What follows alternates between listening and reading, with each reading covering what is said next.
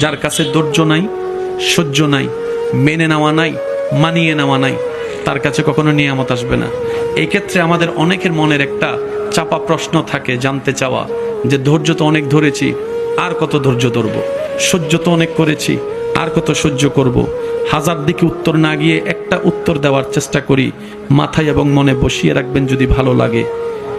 ধৈর্য ততক্ষণ ধরবো যতক্ষণ আমাদের রব খুশি না হয়। সুবহানাল্লাহ। যতক্ষণ রব খুশি না হবে ততক্ষণ ধৈর্য, ততদিন ধৈর্য, তত মাস ধৈর্য, তত বছর ধৈর্য।